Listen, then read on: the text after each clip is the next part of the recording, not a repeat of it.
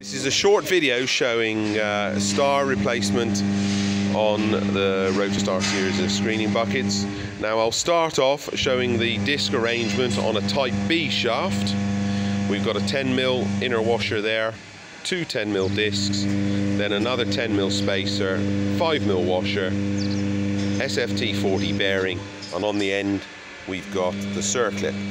And then we move to the Type A shaft, and that has got two 10mm discs, a larger 10mm disc, the 5mm washer, then the bearing, and also the circlip. Now when we come to remove stars from the shaft, we start off by removing the circlip, the external circlip, using some external circlip pliers. That looks quite easy.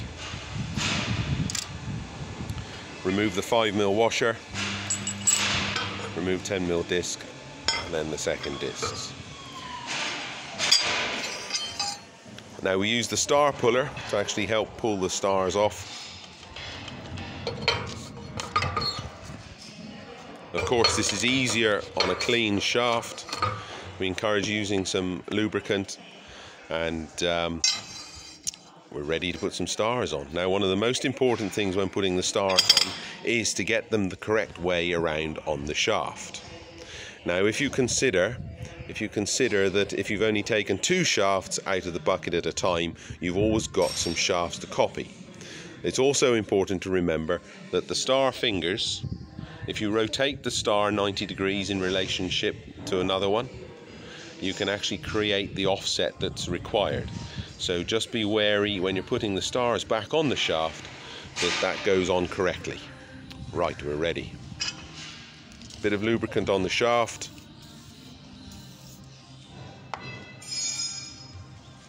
It doesn't matter which end of the shaft you build up or tear down.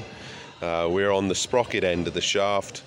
It is in fact easier to do the tail end of the shaft because you haven't got to remove the sprocket. But essentially, it's all very straightforward.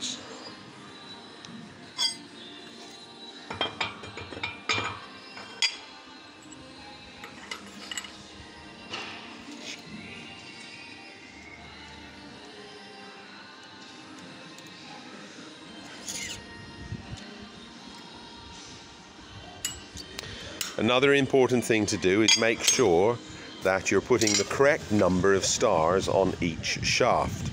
So make sure you're not trying to put too many stars on a shaft, because it's quite impossible for you to achieve getting the end discs and circlip back on. Now what normally happens on this arrangement is you can actually compress the stars as they go down to a smaller distance than the working width of the star.